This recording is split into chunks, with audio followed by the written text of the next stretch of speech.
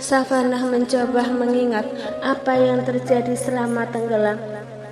Saat Dario menggedor-gedor pintu kaca mobil, Savana masih ingat. Savana juga masih ingat saat Dario memeluknya dan membawanya berenang ke atas. Terakhir Savana ingat, Dario tiba-tiba pindah ke belakang tubuhnya, dan setelah itu Savana tidak ingat apa-apa lagi. Ternyata saat Dario pindah ke belakang tubuhnya untuk melindungi dari Sia, Savana pikir Dario masih mencintai Sia, tapi ternyata Dario justru mengorbankan nyawa untuknya. Apa mungkin Mas Dario benar-benar mencintaiku? Batin Savana. Savana, Helen melangkah selangkah maju. Mama tahu kesalahan Dario sangat banyak. Mama mengerti jika kamu masih sulit memaafkan Dario, tapi untuk kali ini Mama mohon kemurahan hati kamu untuk menolong Dario. Savana, tolong bawa Dario pulang dan temani Dario sesaat sampai Dario bisa benar-benar menerima kepergian Azura. Kejadian demi kejadian belakangan ini membuat Dario mengalami tekanan batin yang berat. Mama takut Dario mengalami gangguan kejiwaan. Gangguan jiwa? Helen mengangguk.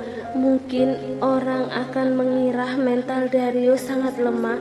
Masalah begini saja sampai gangguan jiwa, tapi bagi Dario yang memiliki trauma setelah Mario, saudara kembarnya, meninggal, kehilangan adalah hal yang paling menakutkan bagi Dario.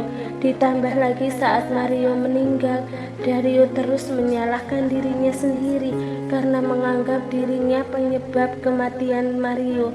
Sekarang pun Dario menganggap kematian Azura karena kesalahannya. Begitu juga penderitaan kamu dan Azam. Dario menganggap dirinya adalah sumber penderitaan kalian. Helen mengusap air mata dengan kasar. Mama akan melakukan apapun agar kamu mau menolong Dario. Sekali ini saja, tolong pujuk Dario pulang dan temani sesaat sampai Dario bisa merelakan kepergian Azura. Kalau kamu ingin Mama berlutut di depan kamu, Mama akan melakukan. Helen menekukkan kaki ingin berlutut pada Savana, tapi Savana segera mencegahnya. Mama jangan, Ma. Bang Victor tolong. Victor segera menahan tubuh Helen. Tidak perlu tante, lirih Victor.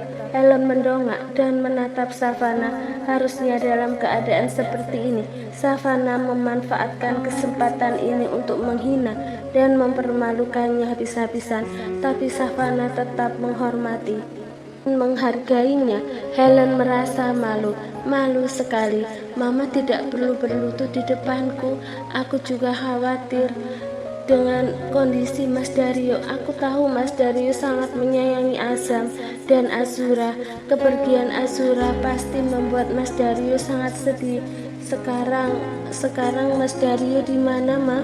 Bawa aku padanya. Aku akan berusaha membujuk Mas Dario pulang dan menemani Mas Dario sampai Mas Dario bisa merelakan kepergian Azura. Terima kasih Savana, terima kasih banyak. Helen tak kuasa menahan tangis. Savana pun menoleh pada Ayuma dengan sorot mata, seolah meminta izin. Ayuma mengangguk dan mengusap rambut putrinya dengan lembut. Iya, Mama mengizinkan kamu hanya untuk sekali ini saja. Setelah itu nanti kita pulang. Savana mengangguk. Iya, Ma. Ayuma pun membantu Savana duduk. Sontak saja pergerakan Savana membuat Azam terbangun. Mami, setelah Savana bisa memposisikan diri duduk, Azam membuka mata. Dengan tangan mungilnya masih melingkar di perut Savana, enggan melepaskan. Mami mau kemana? Sambil bertanya Azam mengedarkan pandangan. Grandma, diri Azam begitu melihat Helen. Iya sayang. Helen mendekat dan mengusap rambut Azam, mencondongkan tubuh ke depan. Helen mencium kening Azam. Mami Savana mau diperiksa dokter Azam, ucap Victor setelah memeras otak, mencari alasan supaya Azam mengizinkan Savana pergi tanpa menangis. Diperiksa? Tanya Azam mengalihkan pandangan dari Victor pada Savana, seolah minta penjelasan lebih lanjut.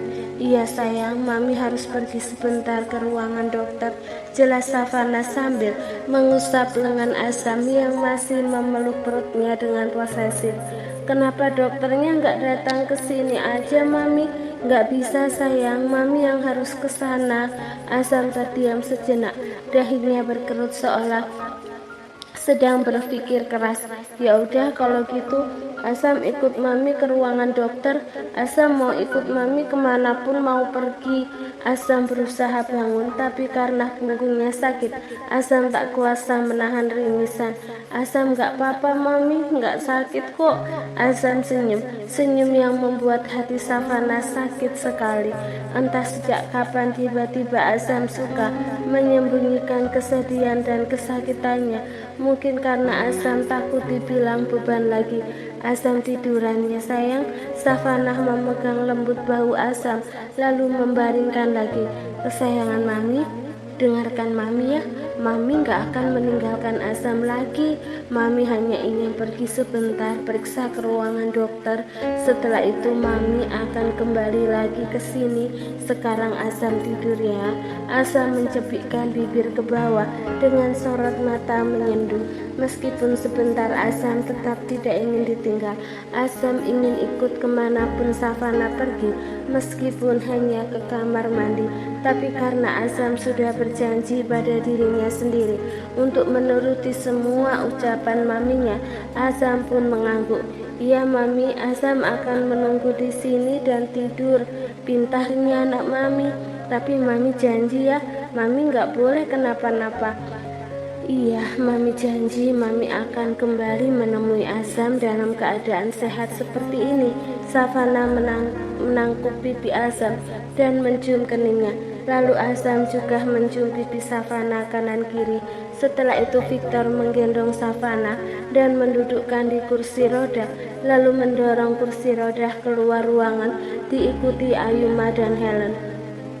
Kondisi Savana masih lemah, bahkan untuk berdiri saja Savana belum mampu. Karena itu Savana harus memakai kursi roda. Begitu sampai di luar, mereka dikejutkan dengan keberadaan Max yang duduk di kursi tunggu. Sejak tadi Max sudah sampai dan mendengar semua pembicaraan Helen dan Ayuma. Max juga melihat Helen berlutut di depan Ayuma dari balik tembok. Tapi Max sengaja tidak muncul karena tidak ingin mengganggu pembicaraan mereka.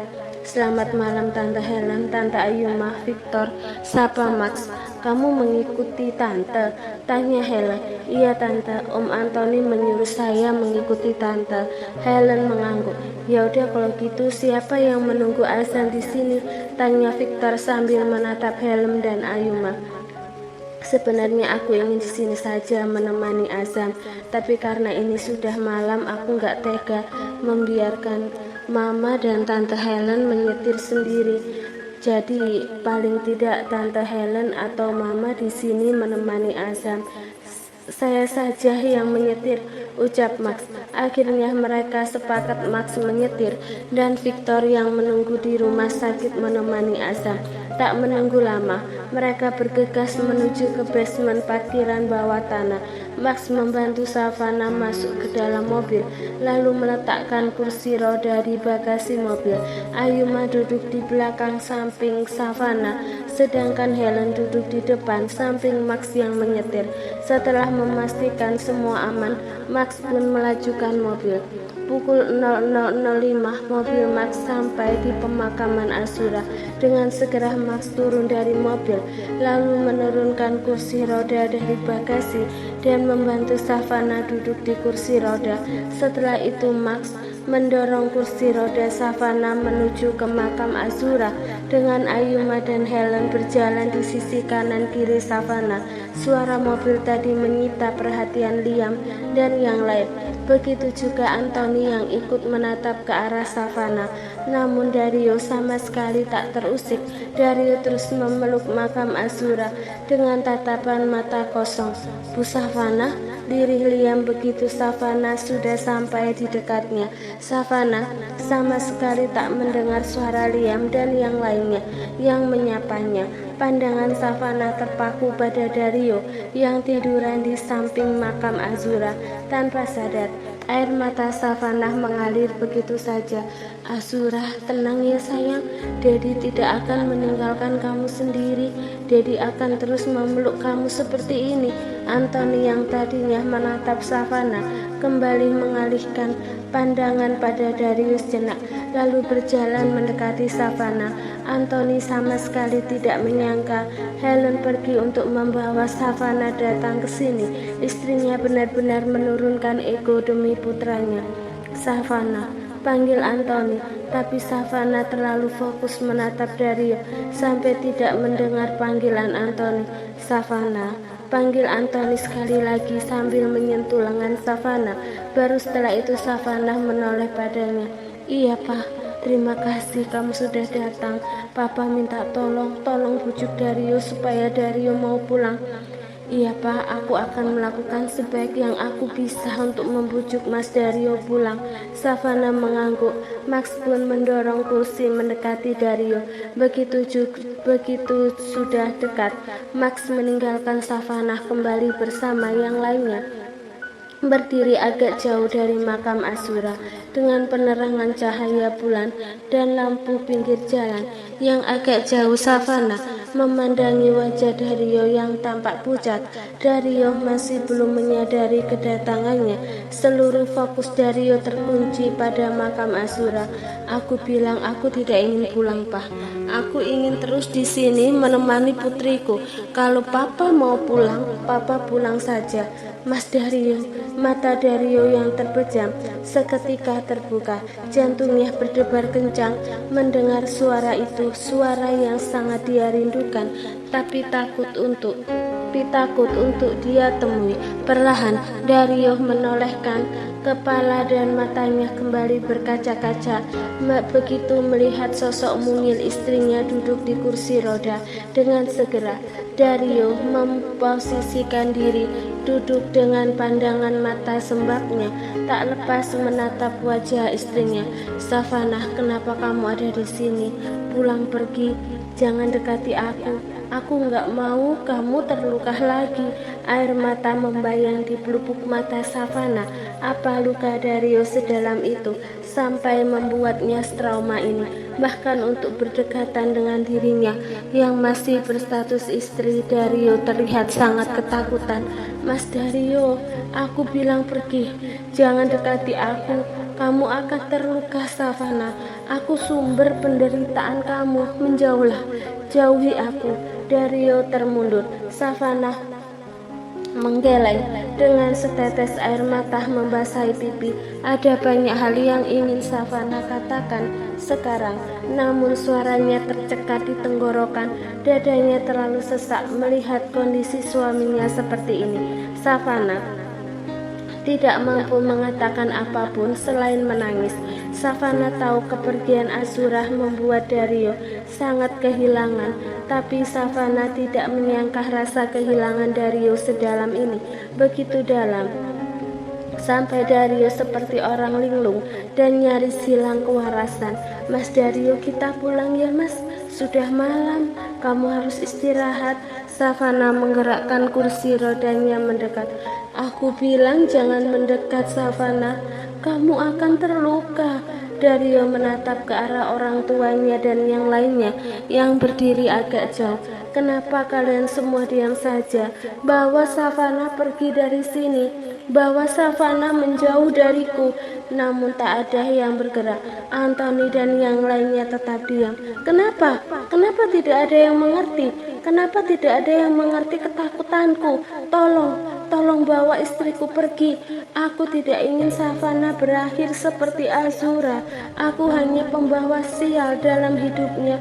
Aku sumber penderitaannya. Enggak, Mas Dario, kamu bukan sumber penderitaanku. Kamu bukan pembawa sial. Cukup, jangan mengatakan itu lagi. Savana mengulurkan tangan, berusaha menyentuh suaminya, tapi Dario justru termundur lagi. Kenapa kamu keras kepala sekali, Savana? Kenapa kamu tidak mau mendengarku? Kali ini saja dengarkan permintaanku. Tolong pergi, pergi sejauh mungkin yang kamu bisa. Jangan pernah kembali lagi padaku, atau kamu akan berakhir seperti Azura. Dario menjambak rambutnya dengan frustasi. Kakinya gemetar ketakutan. Takut Savana benar-benar meninggal jika terus berada di dekatnya. Orang-orang yang aku sayangi satu persatu meninggalkanku karena kesalahanku. Hari itu, seandainya aku tidak mengajak Mario keluar dari villa dan aku tidak penasaran dengan seekor kucing yang berlari ke arah sungai, Mario tidak akan mengejarku dan jatuh ke sungai karena berusaha menyelamatkanku. Mario, saudara kembar yang sangat aku sayangi, meninggal karena kecerobohanku. Seandainya juga aku tidak membawa kamu dalam hidupku yang hancur, kamu juga tidak akan hancur seperti ini, Savana. Aku menghancurkan mimpimu memiliki keluarga kecil yang bahagia. Aku menghancurkan mimpimu menjadi seorang ibu karena kesalahanku. Kamu kehilangan buah hati kita. Dan seandainya aku bisa melindungi Azura, Azura tidak akan meninggal secepat ini. Azura terus menangis dan meminta tolong, tapi aku gagal melindunginya. Aku gagal menolongnya. Aku gagal menjadi saudara untuk Mario. Aku gagal menjadi anak kebanggaan untuk mama papa. Aku gagal menjadi suami untuk kamu, dan aku gagal menjadi ayah untuk anak-anakku. Harusnya hari itu aku yang mati, bukan Mario. Savana menggeleng. Jangan bicara seperti itu, Mas Dario. Setiap manusia memiliki garis takdirnya masing-masing. Jika sudah waktunya berpulang, mau usia berapapun, akan tetap berpulang. Jangan menyalahkan diri kamu terus, Mas. Aku juga baik-baik saja. Kamu lihat ini, aku selamat dan tidak terluka sama sekali. Karena siapa aku selamat? Karena kamu, Mas. Kamu yang menolongku. Kamu menyelamatkanku dari Zia. Kamu bahkan mempertaruhkan nyawa kamu demi melindungiku. Jadi berhenti mengatakan aku akan terluka jika di dekat kamu, Mas. Kita pulang ya. Di sini sangat dingin. Kamu pasti kedinginan. Savana mengulurkan tangan sekali lagi dan menatap teduh suaminya. Ikut aku, Mas Dario. Kita pulang. Pulanglah bersamaku. Berhenti menyakiti diri kamu. Kamu akan semakin terluka jika terus seperti ini.